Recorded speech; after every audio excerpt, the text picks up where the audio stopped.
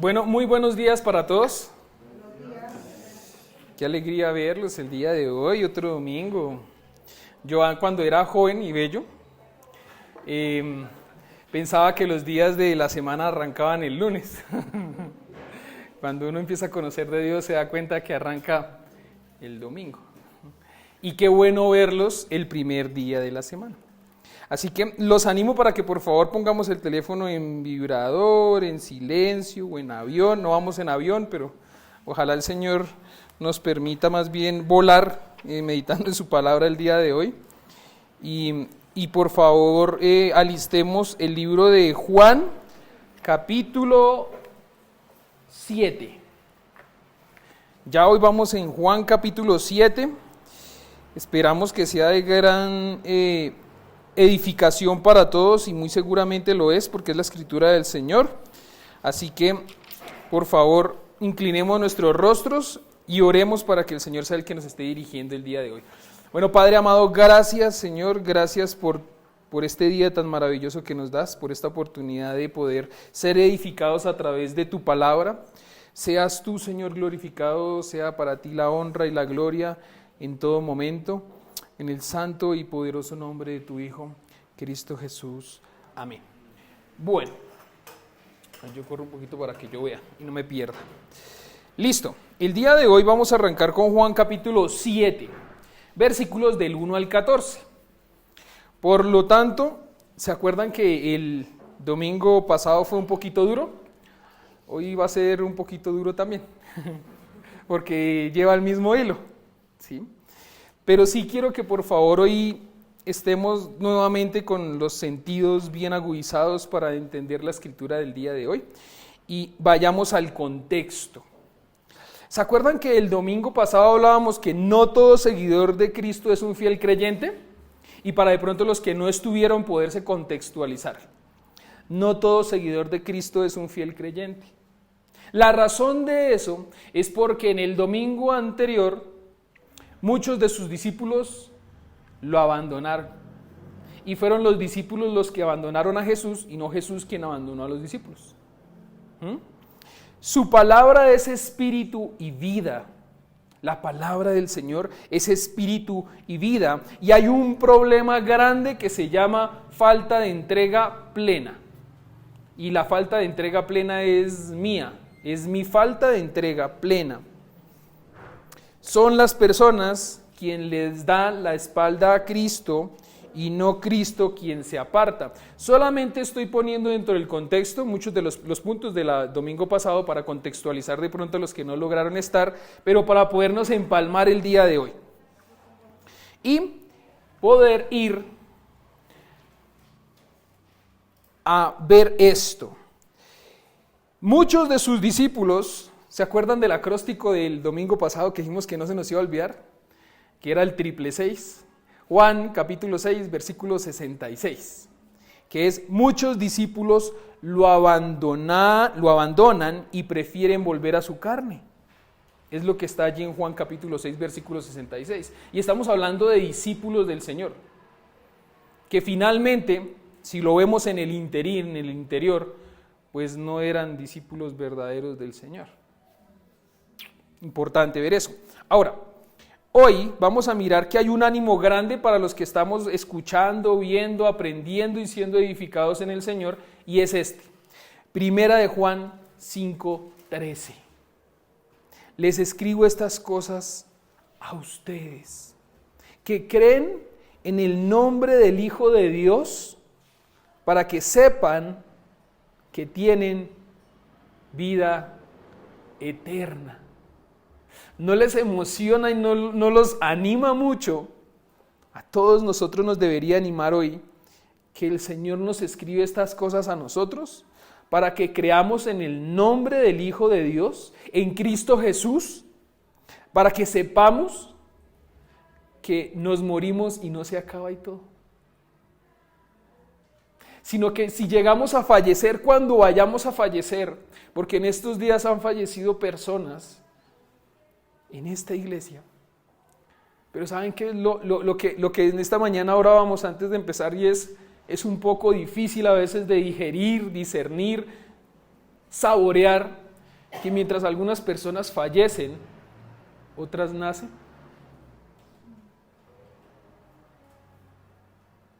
Es lo que pasa, es lo que sucede.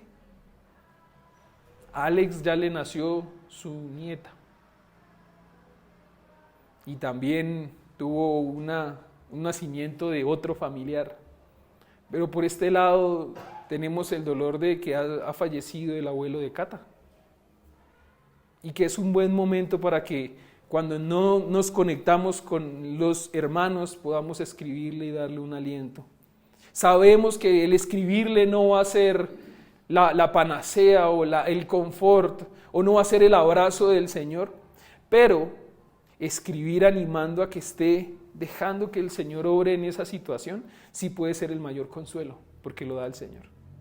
Entonces es un gran ánimo, por favor, para que lo podamos tener, pero miren que esto es el ánimo que podemos recibir hoy y es para que sepamos que tenemos vida eterna en Cristo Jesús, Señor nuestro. Teniendo en mente eso, vayamos por favor ahora sí a la lectura de hoy, al trozo de la escritura del día de hoy, que es Juan capítulo 7, versículos del 1 al 13. Yo lo voy a leer de Nueva Traducción Viviente. Su mercedes, por favor, pueden continuar la lectura en la traducción que tengan, y vamos a luego, cuando hayan algunas cosas que tenemos que entender, a ir a verlas al original. Versículo 1. Después Jesús recorrió la región de Galilea. Quería alejarse de Judea, donde los líderes judíos estaban tratando su muerte.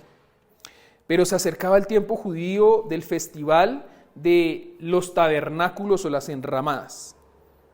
Y sus hermanos le dijeron: sal de aquí y vete a Judea, donde tus seguidores pueden ver tus milagros.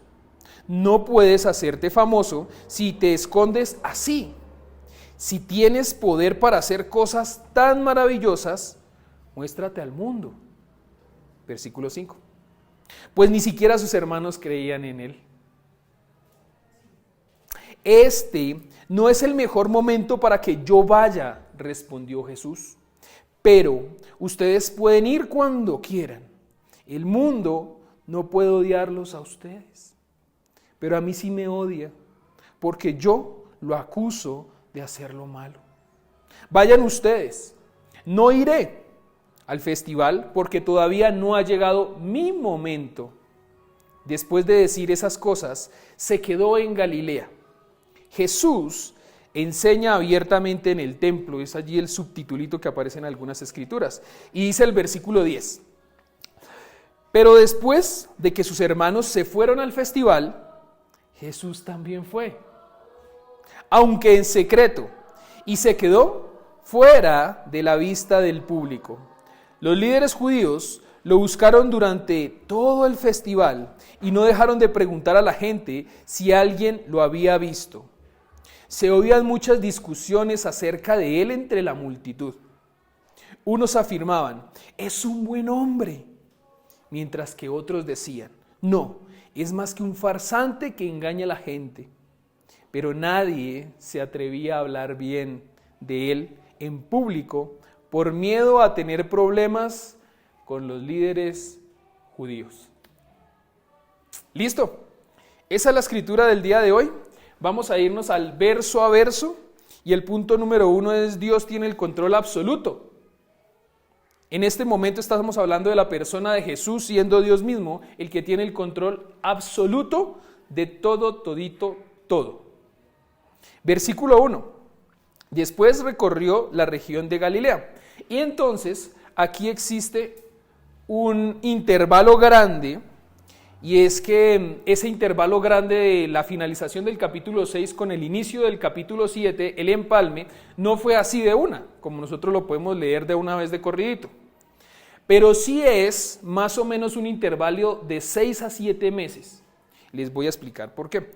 En el capítulo 6, en el versículo 4, se habla de que estaba cerca la fiesta de la Pascua. Y ahorita en el capítulo 7 se dice que estaba cerca la fiesta de los tabernáculos. O sea que son diferentes fiestas. ¿Cómo sabemos que hay un lapso más o menos de 7 meses? Porque más o menos el tema de la Pascua lo celebraban ellos entre marzo y abril. Y el Festival de los Tabernáculos se celebraba más o menos entre septiembre y octubre. Entonces, por eso podemos inferir que ahí hay un tiempito de 6 meses más o menos. Algo muy importante, y lo podía conversar con alguien esta semana, que pasaba y era, ¿se acuerdan del milagro de los panes y los peces? ¿Cuánto tiempo pudo haber durado eso? A lo máximo. Por ahí 2 días. Por ahí 2 días. En donde él compartió, hizo el milagro y se fue al otro día y pasó caminando por el agua y todas estas cosas. Ahora, compartió con muchos 2 días, pero compartió con 12, 6 meses. Porque es que esos 6 meses Jesús no se quedó en vacaciones, sino estaba con sus discípulos, viviendo con ellos, yendo a la par con ellos, aprendiendo, ellos aprendiendo de él y también él aprendiendo de ellos. En el sentido de que él aprendía en la humanidad, porque Dios no puede aprender nada, pero Jesús en la parte experimental aprendía. ¿Sí? Eso es muy importante de ver. Bueno, ahora, él quería alejarse de Judea. Jesús quiere alejarse de Judea. La razón de eso, miren lo interesante de esto, la razón de que Jesús se quiera alejar de Judea es ¿por qué? Porque los líderes judíos estaban tratando de matarlo. Ahora, hago un paréntesis aquí. ¿Ustedes creen que Jesús le tenía miedo a la muerte? No. Finalmente, ¿quién se da voluntariamente a que lo maten? Él. Entonces, ¿por qué no va? Porque no era el tiempo. Hay una palabra que me gustó mucho viendo esta porción de la escritura y es momento. No era el momento. Y miren que los momentos uno no los sabe entender. O si no, desen cuenta porque un niño va a hacer algo y el papá o el adulto le dice, no es el momento. Espérese, espérese. Y a veces a uno como grande también le pasa eso. Uno quiere algo rápido y todavía no es el momento. Ahora, en el Señor, aquí en el Señor, veamos que Jesús no tenía ni interés en ese momento de ir a Judea, por lo tanto quería alejarse. La razón de eso es porque lo querían matar y él todavía no tenía que morir. No es que Jesús le tenga miedo a la muerte, él venía a morir. Pero no era el momento. Y lo vamos a ver más adelante cómo se lo explica también a sus hermanos. Ahora, cuando Jesús habla de los judíos, hay que resaltar aquí que no eran todos los judíos, sino que eran los líderes judíos quienes querían matarlo. Importante.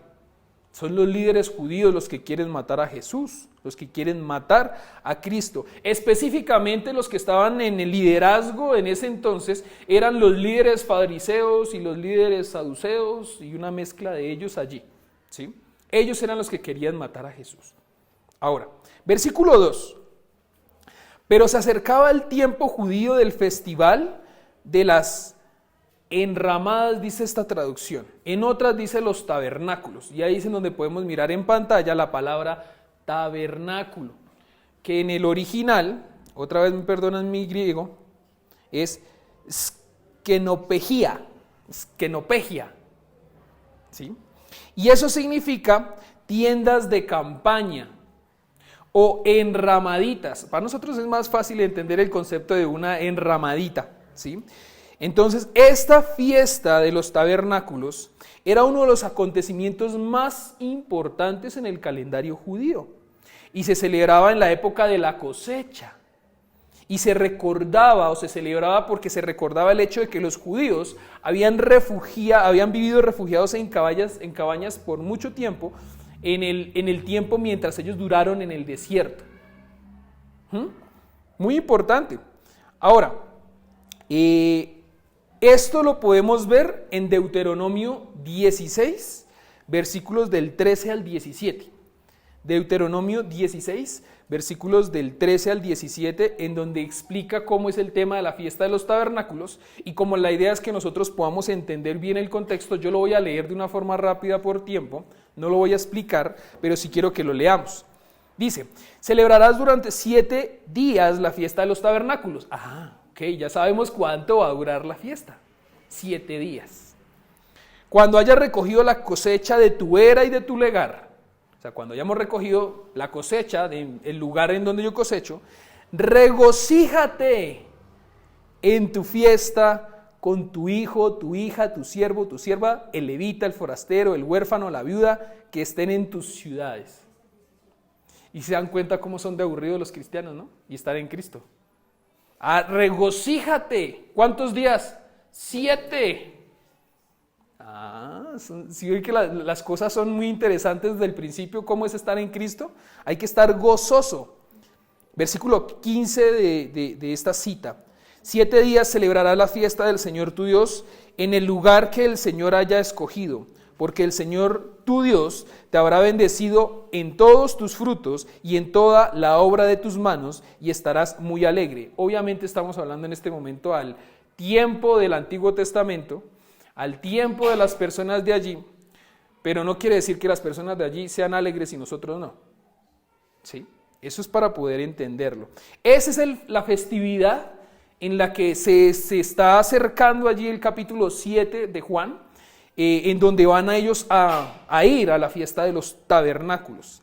Versículo 3 de Juan capítulo 7. Y sus hermanos le dijeron. Bueno, ya he aquí entonces una de las cosas en las que entramos para poder entender, y es que esos hermanos, ¿a quiénes se refieren? Porque muchos dicen que esos hermanos fueron parientes o primos de Jesús, pero ¿quiénes son esos hermanos?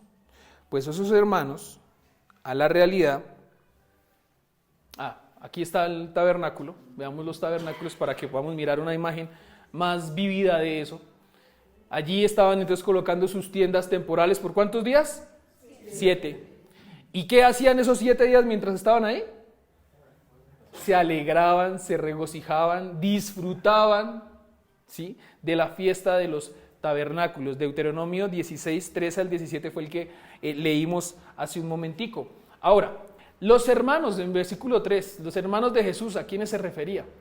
Vayamos a Mateo. Mateo, capítulo 13, versículos del 55 al 56, pero también está allí en Marcos 6, versículo 3. Dice, y se burlaban, ¿quiénes? Los líderes judíos. No es más que el hijo del carpintero, están hablando de Jesús, y conocemos a María, su madre, y a sus hermanos, Santiago, José, Simón y Judas. Ahí van 4. Todas sus hermanas, o sea que también habían hermanas, no sabemos cuántas, pero habían hermanas también, está mencionando a los varones, pero también hay hermanas. Viven aquí mismo entre nosotros. ¿Dónde aprendió esas cosas? Ok, ¿sí lo logramos ver? Entonces, ¿Jesús tenía o no tenía hermanos? Según la escritura dice que tenía 4 y algunas hermanas que no sabemos cuáles, ¿sí? Ya otros pueden decir más o menos quiénes son. Algunos hablan que es María Magdalena y todas estas cosas, pero allí estamos hablando, en este caso específico, de que sí tiene hermanos, ¿sí? Ahora, los hermanos son Jacobo, ¿sí?, que es ese mismo Santiago que aparece ahí, que no dice Jacobo, que escribió el libro de Santiago, ¿sí?, José, Simón y Judas, quien es escritor de la carta de Judas.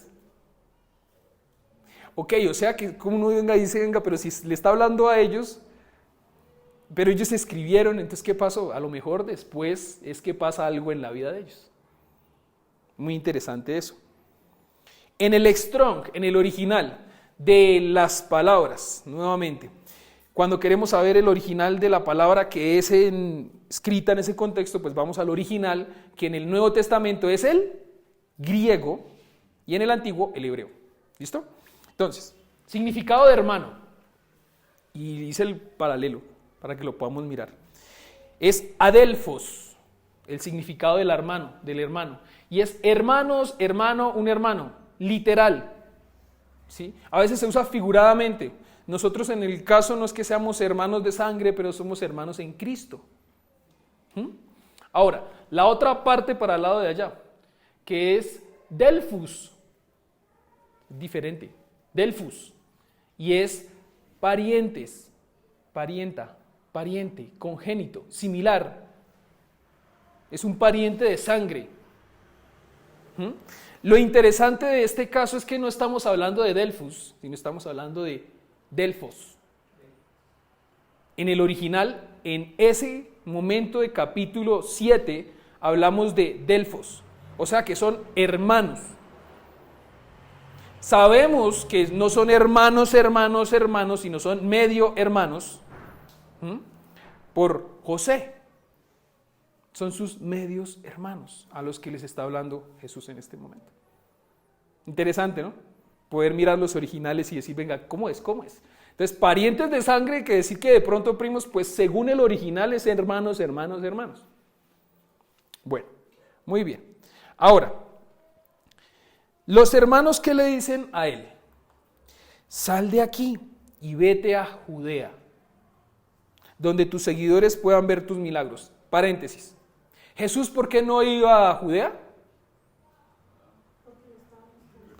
Porque lo estaba buscando, ¿para qué? Y mire lo que le dicen los hermanos. Sal de aquí y vete a Judea donde tus seguidores puedan ver tus milagros. O sea que si él hubiera ido, de pronto lo hubieran matado. Porque eso es lo que estaban haciendo los judíos, buscándolo para matarlo. Y en este caso, los hermanos lo animan a vaya. Interesante, ¿no? Son los hermanos de Jesús los que le dicen, vaya. No puedes hacerte famoso, dice esta traducción. Es muy interesante como dice esta traducción. En la nueva versión internacional, ¿cómo lo dice allí? Acabo de saltar acá. ¿Alguien la tiene por ahí a la manito? ¿Me puede por favor ayudar con esa lectura? ¿Del 3? El 3 y el 4.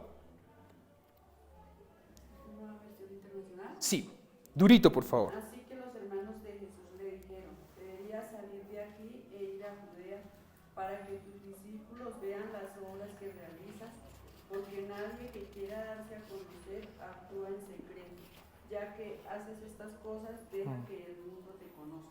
Ok, interesante, nuevamente, ¿quién lo va a ver aquí metido? Vaya.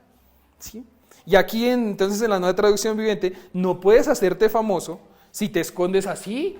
¿Quién va a conocer tus milagros? Si tienes poder para hacer cosas tan maravillosas, muéstrate al mundo.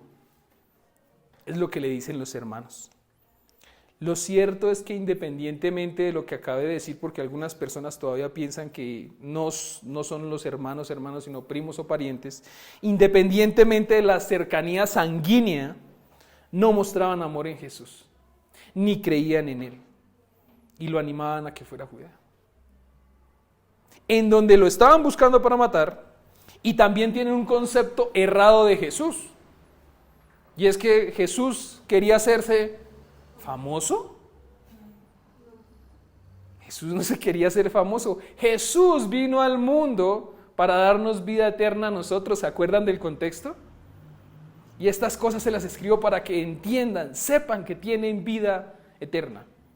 Obviamente, como consecuencia de esto, ¿fama tiene? Sí. Pero no es su intención principal ser famoso.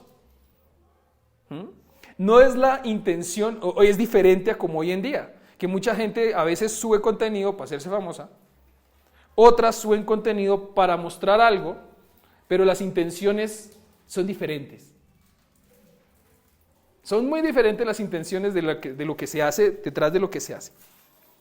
Ahora, la razón fundamental de todo esto es que el vino no específicamente para ser famoso, desde el punto de vista de celebridad, sino Él vino para ir a la cruz y para que cada persona que cree en Él pueda ser salva, que eso fue lo que decía allí, Primera de Juan, en el contexto.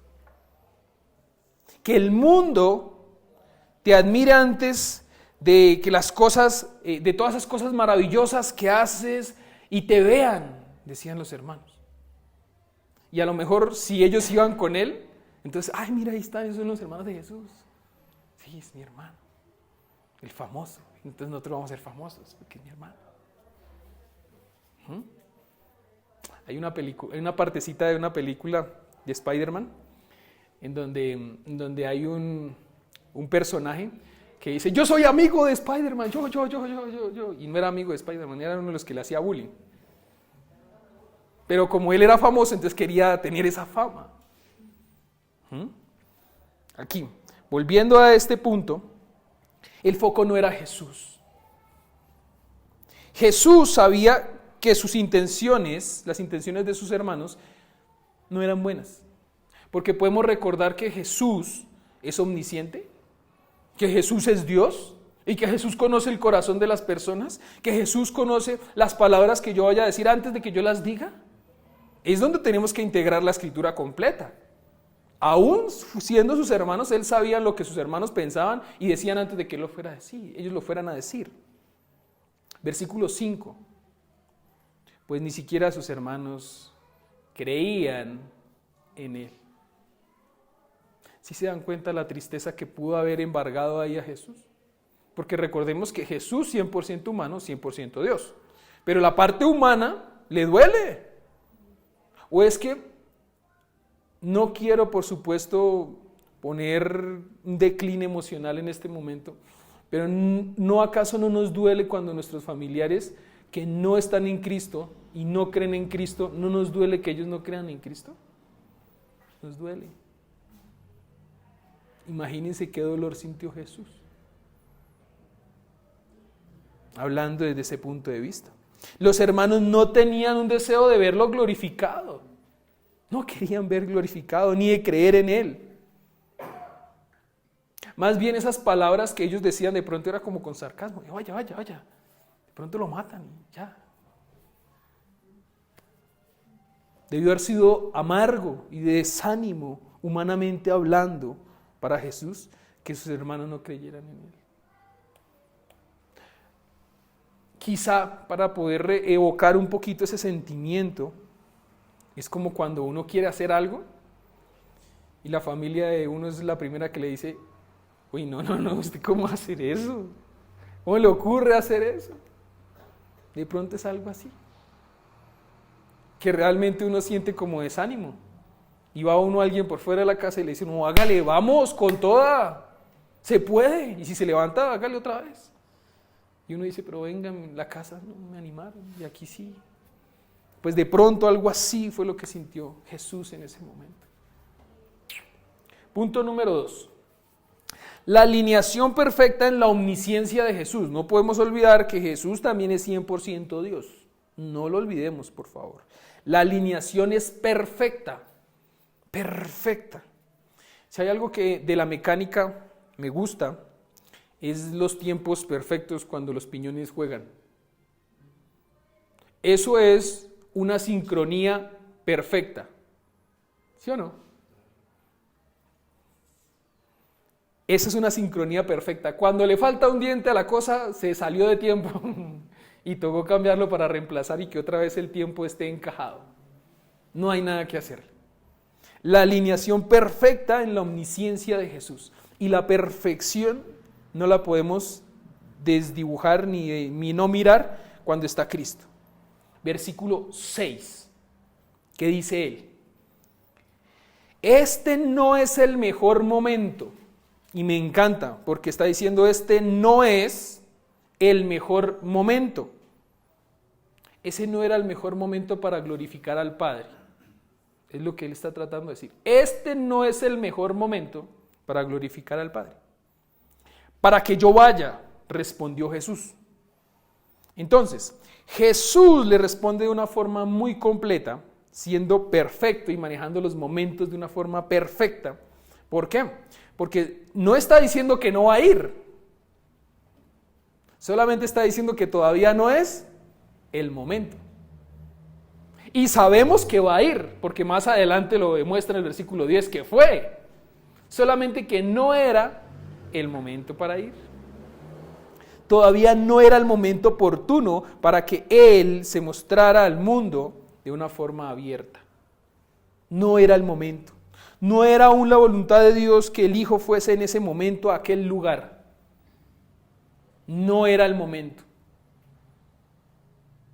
Y quizá los niños, una vez lo vi experimentar de una forma experimental en una casa, en donde los niños querían ver una película, y la mamá les dijo, tenemos que mirar, porque cuando ponen los trailers y eso, dice apta para, y ahí dice la edad. Entonces decía apta para niños de mayores de 15, todavía no tienes 15. No es el momento. Y yo, mamá, pero yo lo quiero. No es el momento. Pero mamá, si cualquiera y todos los grandes, los demás en las demás casas lo ven. Bueno, las demás casas aquí todavía no es el momento. Los momentos son muy importantes. Muy, muy importantes.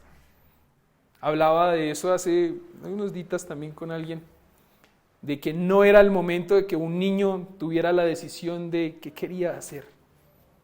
No es el momento porque está chiquitico. Cuando sea grande ya puede ser el momento y él puede decir. Pero mientras tanto, no.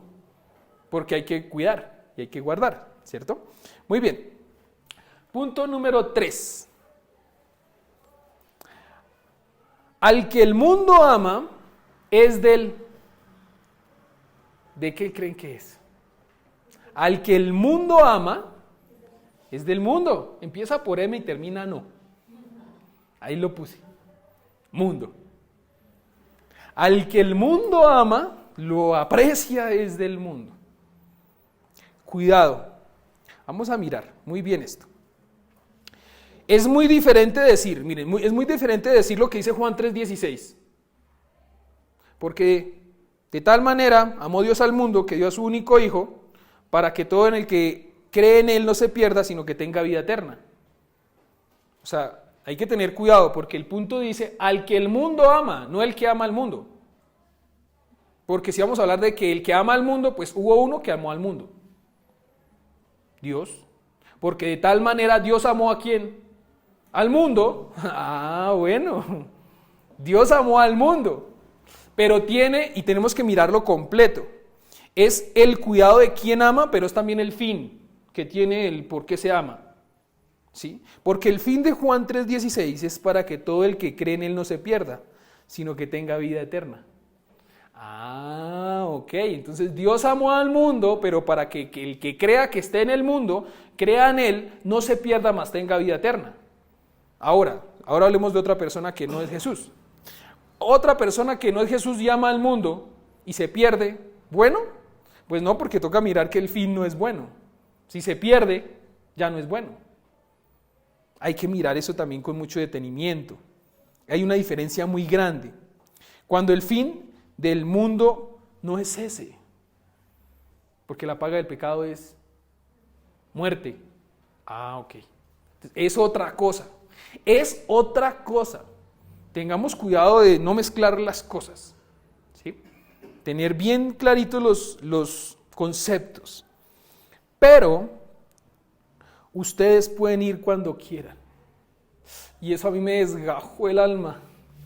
Escuchar eso, que Jesús le dice a sus hermanos, pero ustedes pueden ir cuando quieran. Me desgajó el alma por lo que dice el versículo 7. El mundo no puede odiarlos a ustedes. Y yo, pues no los puedo odiar, porque la explicación de Jesús aquí es que es una realidad triste pero cierta. Les dice, Jesús le dice a ellos, al decirles eso, es que podían ir cuando quisieran, era resultado de que sus vidas eran guiadas conforme a sus propios deseos. Era resultado de que ellos hacían lo que ellos querían y no lo que anhelaban hacer era la obediencia a Dios, ya que podían hacer lo que ellos escogieran hacer, ya que ellos podían hacer lo que se les diera la gana hablando del mundo. Duro, porque pertenecían en ese momento al mundo, ya que el mundo no los odiaba. Y eso en verdad es duro. ¿Estaban de parte del mundo o de parte de Jesús en ese momento? Del mundo. ¿Quiénes? Sus hermanos. Ahora, miren esto. Ser amados, adulados, acariciados por el mundo es una muestra grande que perteneces al mundo. Duro. Otra vez duro. El calor abrasador del amor del mundo, ¿sí? El calor abrasador de un abrazo fuerte del mundo demuestra que yo soy del mundo. El calor abrasador del amor de Dios, aunque en algunas ocasiones puede dolerle a mi carne, demuestra que soy de Dios. Dura realidad, pero es verdad. Entonces, ¿qué preferimos? ¿El calor abrasador del mundo o el calor abrasador del amor de Dios? Y el que quiera y anhele ese abrazo del amor de Dios, tenemos que entender que nos va a doler. Nos va a doler. La razón en la que nos va a doler es porque todavía hay vestigios de carne en mí. Y a mi carne no le va a gustar. No sé si ustedes han visto las Crónicas de Narnia. ¿Las han visto las películas? Hay una película que se llama El viajero del alba. Y es cuando hay el primito de estos personajes principales, se llama Eustace, por curioso o por ambicioso, ahí se pone un brazalete y se convierte en dragón. Y después de eso él quiere volverse a ser un niño. Lo chévere de esto no está en la película, está en el libro. Y es que cuando uno lee el libro, habla que Eustace, el dragón, el niño que se volvió dragón, tenía su brazalete ahí puesto, quería volver a ser niño, empieza a rasgarse la piel, y Aslan, que es la analogía, que es Dios, le dice que tiene que bajar y lavarse en un pozo. Entonces él se empieza a quitar la piel y como que empieza a funcionar. Baja, se moja, sube y otra vez está en piel de dragón. Y no puede él volverse un niño hasta cuando deja que el león sea el que lo rasgue con sus garras. ¿Le dolió? Como un berrión, porque aún cuando tenía garras de dragón, pues él sabía, o es que ustedes sí se han dado cuenta que uno tiene algo y uno como, o sea, que uno agarra y hace, no, uno no hace así, uno como que, sí, pero si es otra persona, pues como no le duele, es así, fin. Pues él intentaba hacer eso, pero no funcionaba, hasta cuando dejó que Dios, el león, ¿sí?, le rasgara, le pudo quitar esos vestigios, él pudo entrar y quedar limpio. Eso es lo que hay que mirar. El abrazo de Dios me va a doler, porque todavía soy pecador. Pero ¿saben qué dijo él en la película ahí sí? Dijo, dolió, pero fue bueno. Pero fue bueno. Es eso como, ahí sí ya no es como ese, no me alegra, pero sentí un fresquito, que es el que uno utiliza mal, ¿sí? Es decir, me dolió, pero siento una paz. Me quité un peso encima, tremendo, sí me dolió. Pero preferí que me doliera diciendo la verdad porque me quité esa paz de encima. Esa tortura más bien, y logré tener esa paz. Que a veces uno dice, no, venga, es que no voy a decir, voy a hacer una mentirita medio piadosa para que no duela. Que uno se da cuenta que las mentiritas piadosas no existen, sino más bien cuando uno dice la verdad siente que se quitó ese peso de encima. Entonces, el calor abrasador de Dios, aunque nos va a doler en algunas ocasiones, puede dolerle a mi carne, pero es bueno. Es bueno. Y deleitémonos en eso. Ahora, Santiago capítulo 4, versículo 4, si quieren lo vamos a buscar, por favor, busquémoslo. Porque es muy importante poder también tener esa diferenciación.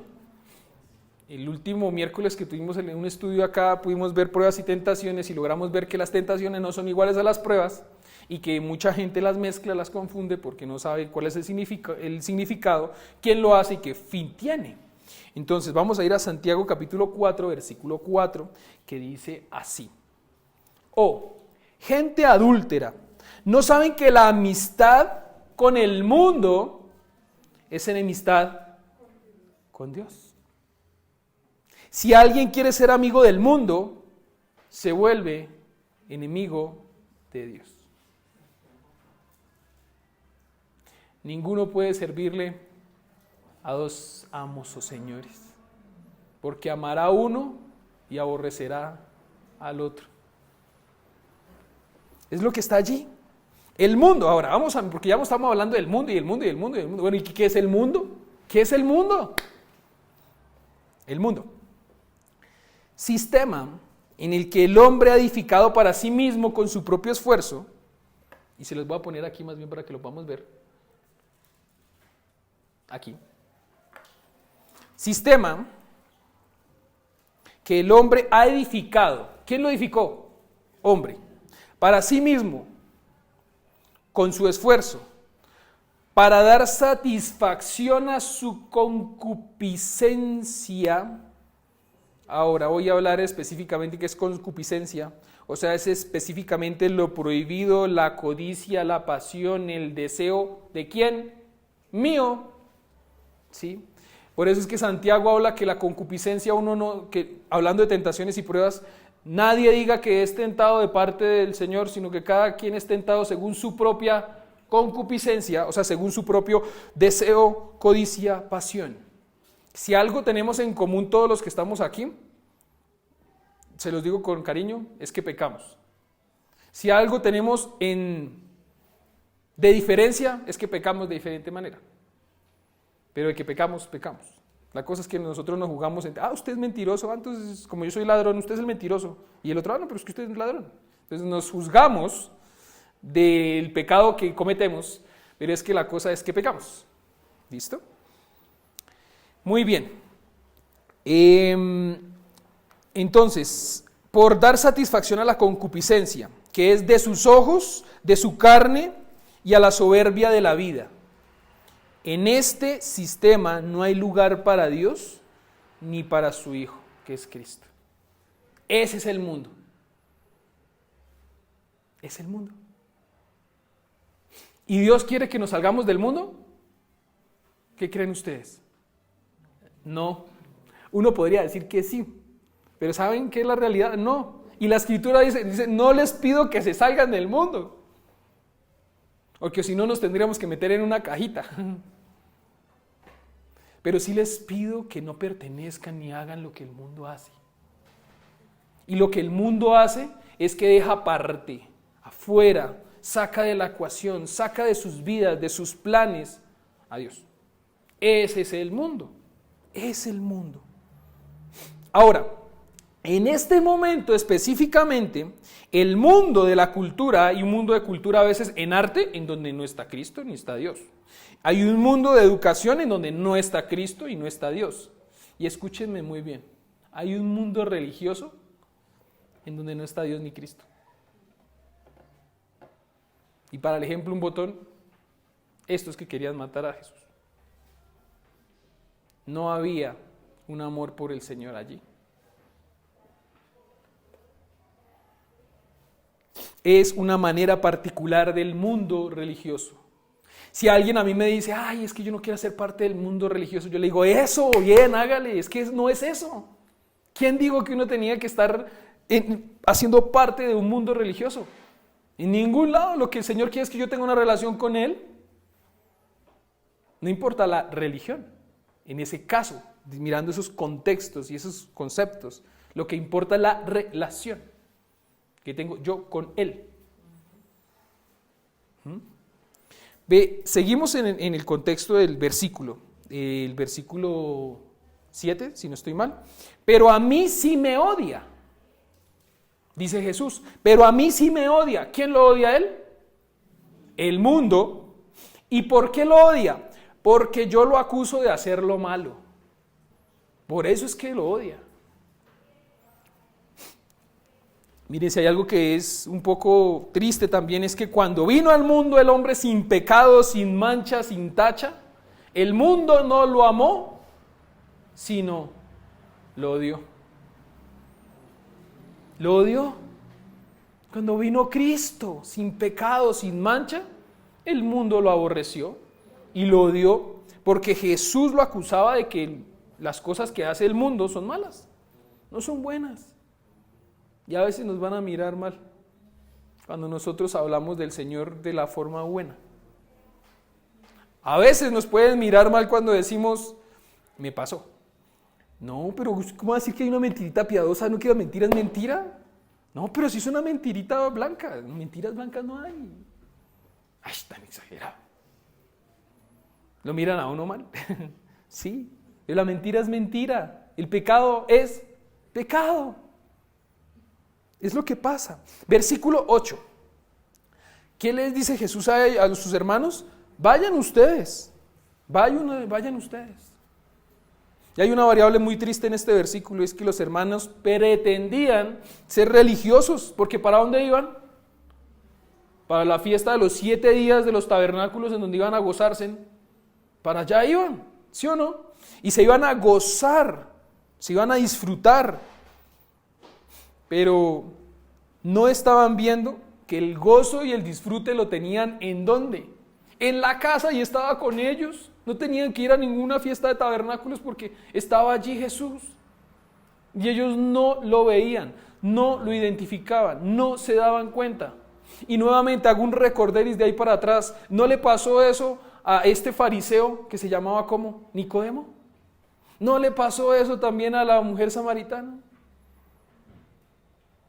Les ha pasado a muchos, le pasa a los hermanos, le pasó a los discípulos que lo dejaron, se volcaron y volvieron a su carne, y en este caso le pasa ¿a quién? A sus hermanos.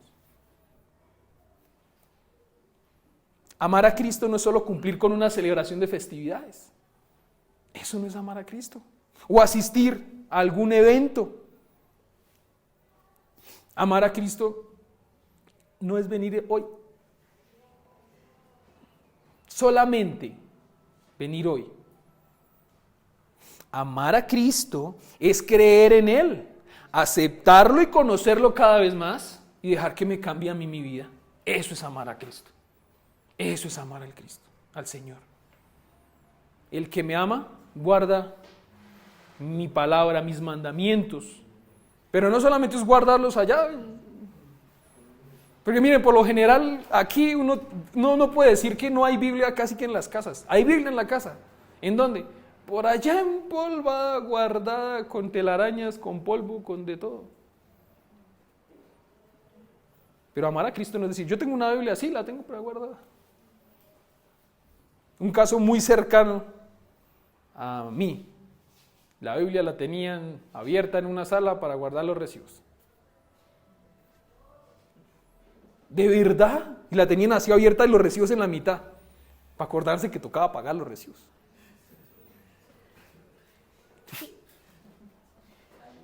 Y con un atril hermoso en vidrio. De verdad, de verdad.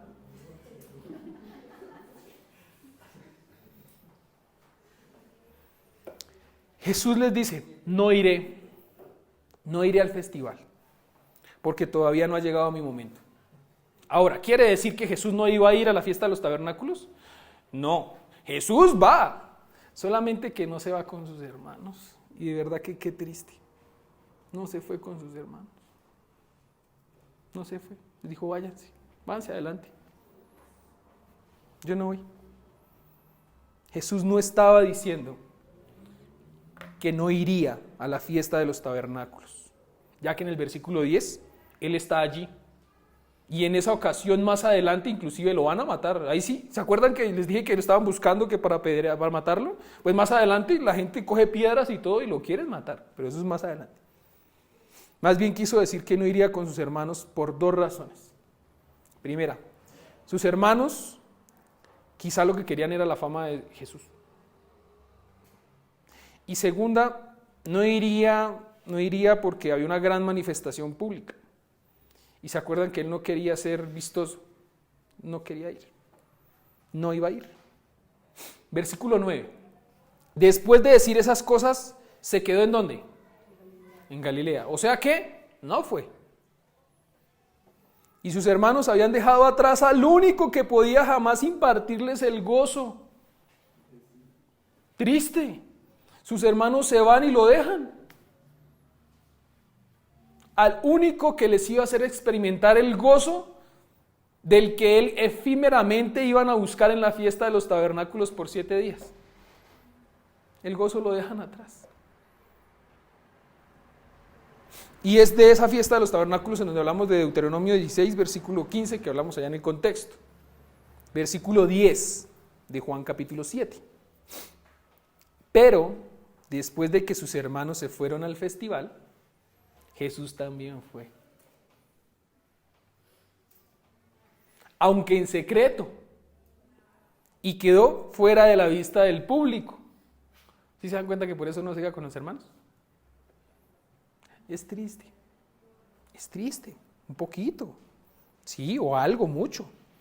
Jesús finalmente va a la fiesta de los tabernáculos, pero no como sus hermanos anhelaban ir, sino como él tenía que ir, de una forma discreta, prudente.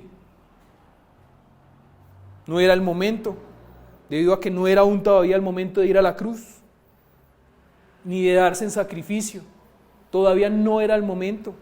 Versículo 11. Los líderes judíos lo buscaron durante todo el festival y no dejaron de preguntar a la gente si alguien lo había visto. ¿Cuál creen que era la intención de encontrar a Jesús? ¿Adorarlo? ¿Conocerlo? ¿Recibirlo? ¿Amarlo? ¿Crecer en conocimiento? Crucificarlo. Matarlo. Eso era lo que estaban haciendo los líderes judíos. ¿Estaban cazando a Jesús? Lo estaban cazando. No era otra cosa diferente. Ahora, el pueblo. Veamos qué pasa en el pueblo. Versículo 12. Se oían muchas discusiones acerca de la multitud. O sea que el pueblo empezó a dividirse. El pueblo empezó a dividirse. ¿Por qué? Porque el pueblo empezó a escuchar. Y saben que también en un pueblo empieza uno, en ese entonces la comunicación no era por WhatsApp, ni por Twitter, ni por Instagram, era el voz a voz, ¿sí? Y la gente ya iba sabiendo que Jesús había alimentado a tantos, que cómo así que Jesús había sanado a tantos, cómo así que Jesús decía tal cosa, hasta de pronto tuvieron que llegar a los oídos de cómo así que él hasta de pronto caminó, es que por el agua, es que lo vieron sus discípulos. O sea, todo eso lo empieza a escuchar la gente. Y entonces se oían unas discusiones acerca entre la multitud y unos decían, es un buen hombre, es un buen hombre. Y otros decían, no es más que un farsante que engaña a la gente. La gente está dividida.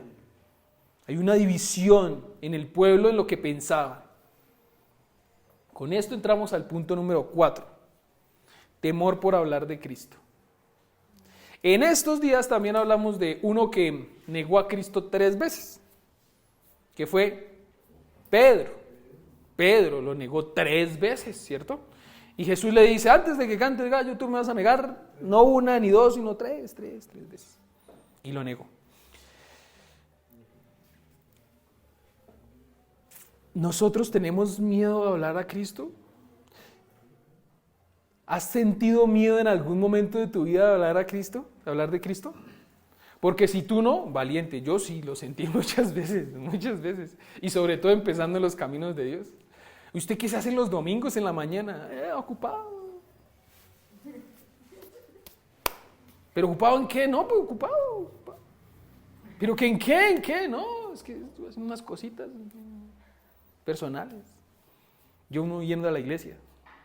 Y miedo uno, ¿qué está haciendo? Yendo a la iglesia. Miedo de uno decir, ya después se encuentra uno con eso, ay, lo van a convertir, ay, se va a transformar, ay, y uno a la larga pues dice uno, pues sí, pues sí me están cambiando porque yo ya no soy del mundo. Eso le van a lavar el cerebro en la iglesia.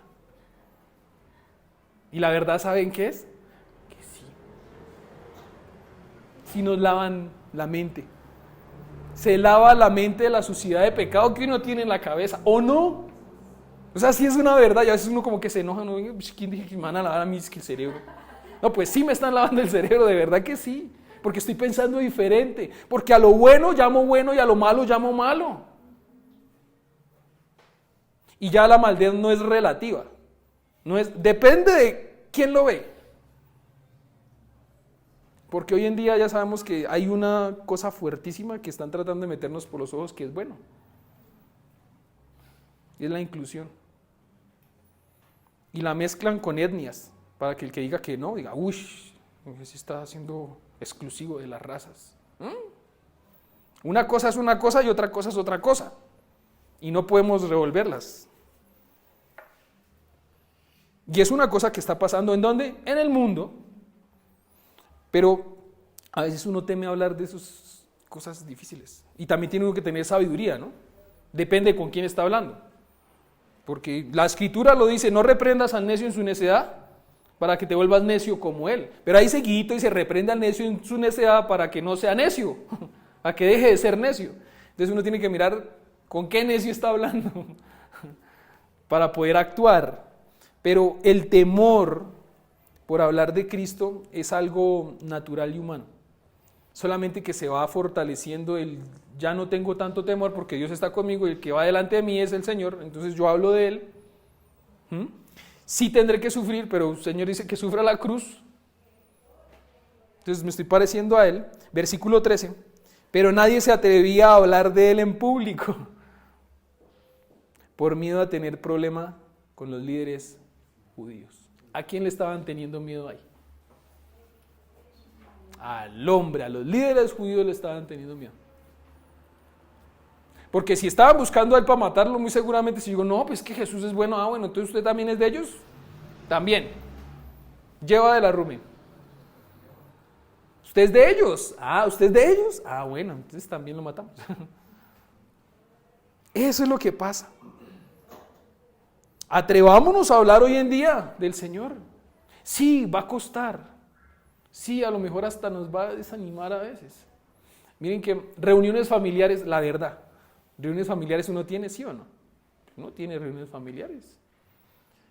¿Cuánto hablamos de Dios en las reuniones familiares? Es hablar en público. Las reuniones familiares son para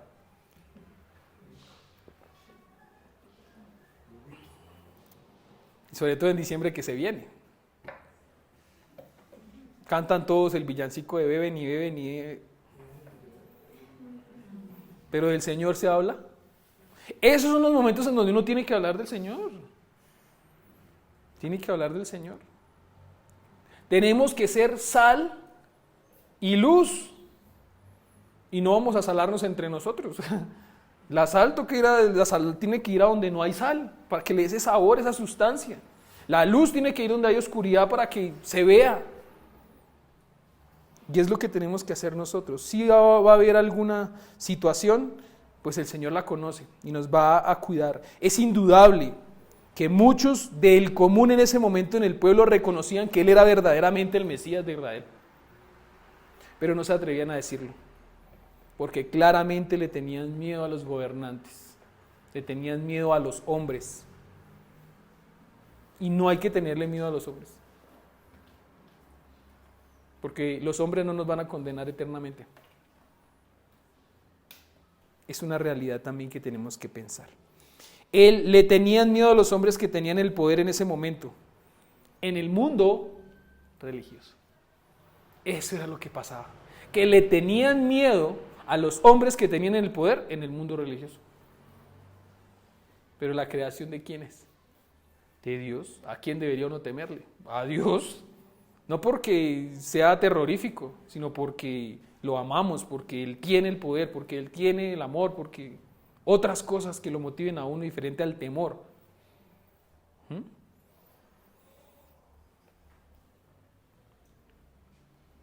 ¿Hay temor en tu vida por hablar de Cristo? ¡Anímate! Sí, a lo mejor te odiará el mundo. Miren, si yo he escuchado algo que me ha animado, de las personas que han sido maduras en Cristo, y es que me dicen, ¿y qué le han dicho? No, esa vaina, me dejaron de hablar. Va bien, me dijeron. Y yo, ¿cómo que voy bien si perdí amigos? Va bien. Esos no eran amigos.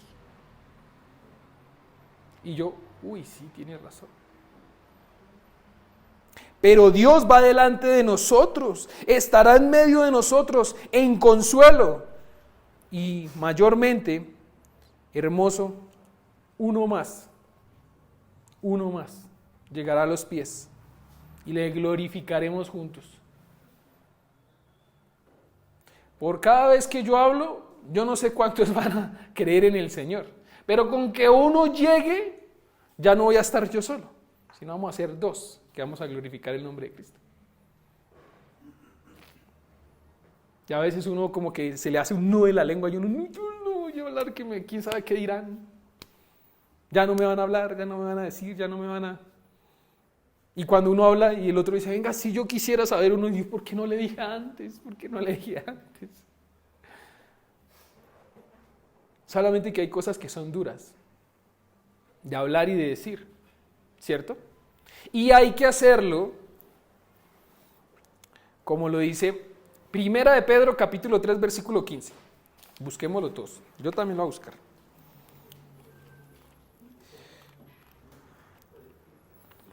Primera de Pedro, capítulo 3, versículo 15.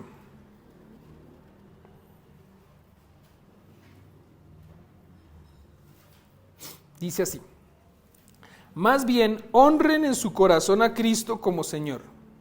Ahí va. Estén siempre preparados para responder a todo el que les pida razón de la esperanza que hay en ustedes. ¿A quién hay que... ¿Cuándo es que hay que estar preparado? Siempre, siempre. A todo el que les pida razón de la esperanza que hay en ustedes. Versículo 16. Pero háganlo con gentileza y respeto, manteniendo la conciencia limpia. Para los que hablan mal de la buena conducta de ustedes en Cristo, se avergüencen de sus calumnias. Uy, qué delicia, ¿no? O sea, que hay que defender, sí hay que defender, pero a hacha y espada y a... No. Sí es importante defender, pero es más importante la actitud en la que yo defiendo. Y el versículo 16 lo está diciendo. Háganlo con gentileza y respeto. Gentileza y respeto. ¿A quién? ¿Con quién tendríamos que ser gentil y respetuoso? ¿Con quién? Muy bien, con los que dice en el versículo 15, que dice, a todo el que pida razón de la esperanza que hay en ustedes. Más atrás dice, honren el corazón, estén siempre preparados para responder a todo el que les pida razón de la esperanza. ¿A quién? A todo el que les pida razón de esperanza. ¿Cómo hay que tratarlo? Gentilmente y respetuosamente. O sea que hay que tratar a alguien que está siendo pecador y yo tengo que animarlo o defender la fe. Si estoy delante de un ladrón, yo tengo que tratarlo de una forma gentil y respetuosa. ¿Saben quién hizo eso? Jesús. ¿Cuándo? Siempre. Fue lo que hizo al frente de un recaudador de impuestos, al que todo el mundo odiaba, y lo hizo así, gentilmente y respetuosamente. Delante de una prostituta, gentilmente y respetuosamente. Lo hizo Jesús, ¿por qué no lo voy a hacer yo? Y ese es el ánimo que lo hagamos todos. El progreso del peregrino es algo que vimos, con esto cierro, vimos la última vez que nos vimos con unos preadolescentes en Duitama. Y allí hay un personaje muy interesante que se llama Fiel. Entonces ese Fiel se logra dar cuenta de que tenía que salir de una ciudad e ir a buscar la ciudad del Señor. Y deja un librito y todo eso, pero él hace alarde a su nombre. Él es fiel. Y luego pasan por una ciudad y a él lo matan apedreado. A Fiel lo matan. Y es muy triste, lo matan. Pero a causa de que a Fiel lo matan, otro cree. y se va también con el que iba ahí en la película. Es muy interesante, de verdad. Si tienen el chance, vean, está en YouTube. Se llama El Progreso del Peregrino. ¿Listo? Está en YouTube. Aprovechenla. Sí, dura como unas 2 horas pasaditas, pero es bien buena. Es nueva. Lo hicieron en un formato nuevo porque hay un formato viejito, pero hay un formato nuevo que es como animadito. Entonces es muy interesante para que la puedan ver. Cierro con eso porque si fiel no hubiera sido fiel, uno más no llega. Esa es la razón por la que tengo ahí a fiel. Dentro de ese hay un temor en tu vida por hablar de Cristo. ¡Anímate! Sí, a lo mejor te odiará el mundo. A fiel lo mataron, a fiel lo mataron. ¿Cuál fue el discípulo que murió apedreado? Santiago. ¿Felipe? ¿Fue uno como Felipe? Esteban. Yo los confundo siempre. Esteban. ¿Y cayó en los pies de quién? ¿Saben de quién? De Pablo. Esteban muere apedreado. Y después Pablo lo menciona por allá más adelante, porque las ropas de Esteban las repartieron, que eso era como trofeos. Y a Pablo después le duele. Pero imagínense, Pablo se acuerda de eso y como que fortalece su fe. Esa es la cosa que hay que hacer. Que si en algo nosotros nos animemos, es que la fuerza del Señor y de la común unión nos va a fortalecer la fe. Si alguien fallece, tengamos la fiel esperanza de que nosotros tenemos vida eterna, de que no se acabó la vida y ya, sino que estaremos con el Señor. Cierro entonces con los punticos. Dios tiene el control absoluto. Dios tiene el control absoluto. Alineación perfecta en la omnisciencia de Jesús. Finalmente, ¿Jesús va a la cruz o no va a la cruz? Va cuando en el momento indicado, oportuno, perfecto, excelente, pero fue. Al que el mundo ama, es del mundo. Al que el mundo lo ama, lo abraza. ¿Se acuerdan del abrazo? Pues es del mundo y el mundo no lo puede odiar porque lo está amando, lo tiene ahí en sus brazos. ¿Cómo lo va a odiar? Y temor por hablar de Cristo. Que el Señor nos ayude a tener ese temor por hablar de Cristo, que amemos a Cristo y no al mundo, que amemos al Señor, no amemos nuestra carne y que podamos estar alineados nosotros con Él. Oremos. Padre amado, gracias Señor. Gracias por tu amor, bondad. Gracias porque tú eres bueno todo el tiempo, Señor. Y gracias porque en esta vida que es dura a causa de la naturaleza caída, a causa del pecado, a causa de mi carne, a causa del enemigo, a causa del mundo, yo solo puedo mirar para un lado. Y es a la cruz. Y es lograr llegar. No es quizá llegar primero. Es lograr estar en tu presencia, Señor. Te suplico porque cada persona hoy aquí pueda hablarle a uno y que a lo mejor ya no seamos el número que estamos, sino unos más que te glorifiquemos juntos en ese progreso de ser fieles, Señor, a lo que tú has hecho en nuestras vidas. En el santo y poderoso nombre de tu Hijo Cristo Jesús. Amén.